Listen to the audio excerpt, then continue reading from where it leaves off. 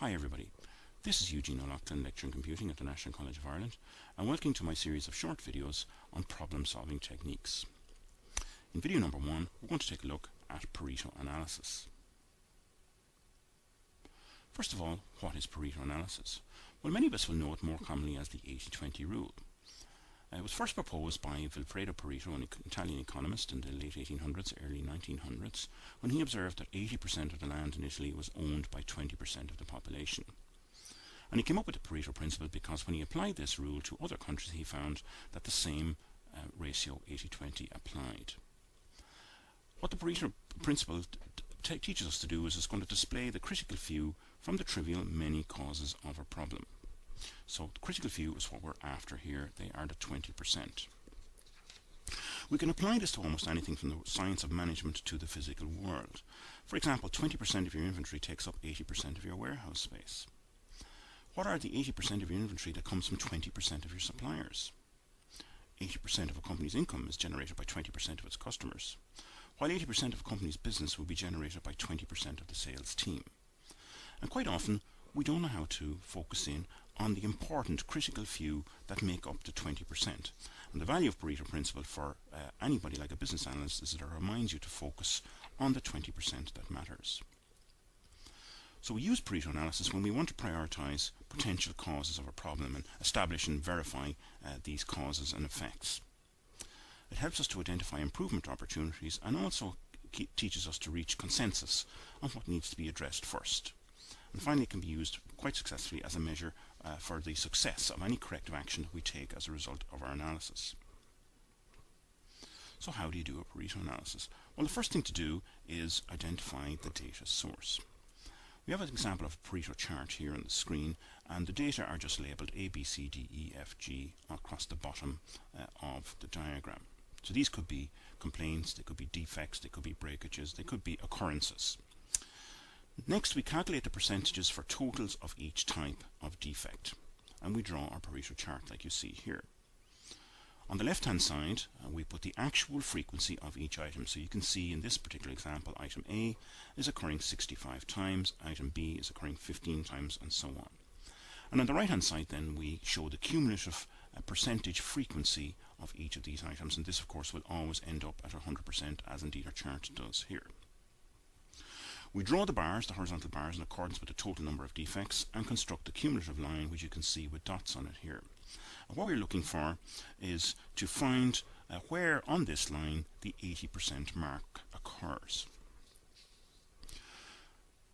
Let's take a look at a short example to help us illustrate how Pareto analysis can be used in problem solving. Let's say, for example, we have a list of hotel room complaints like those that you see here. These type of data can be gathered from customer surveys or feedback forms that you will regularly find in hotels. And in this particular one here, we've got numbers of complaints for different categories like heating, reservations, decor, room service, and so on. And we want to be able to tell, using Pareto analysis, which are the critical complaints that should be tackled and which ones are the trivial ones. So when we look at working with these data, the first thing that we need to do is identify what 20% of effects are causing 80% of the problems. So we rank order our complaints according to the number of complaints, with the highest at the top and the lowest down at the bottom. As you can see in our first two columns here, we have our types of complaints listed and the number of complaints for each category. And then in the next column we calculate the cumulative number of complaints. So we add, for example, the room service to reservations, that gives us 442 complaints. We add in cleaning, and that gives us 553 complaints. And we go down the list until we can see we have a total of 691 complaints. And then in the rightmost column then, we calculate the cumulative percentage for each of these. We can see here that room service accounts for 41.5% of all complaints. We add this to the reservation, that accounts for 64%, and we add in cleaning to room service and reservations. We can see that the first three items here account for exactly 80% of the total number of complaints. Now, there are 15 categories of complaints here, so 3 out of 15 means that 20% of our types of complaints are being caused by these three. So in this particular instance, the Pareto principle applies. It tells us that those three items, which are 20% of all items, account for 80% of all our problems. So this is not telling us any surprises, because all we got to do is look at the number of complaints, but it helps us to focus on the ones that count most. When we draw a Pareto chart based on these data, this is what we get here. We've got our number of complaints down along the left hand side. We can see, for example, room service, which is 287 complaints, and the bar for that listed in grey here. And we plot the number of complaints in each category in a descending order by frequency until we get down to the end, documentation and other. And on the right hand side axis we show the cumulative percentage for each item, and once again that will reach up to 100.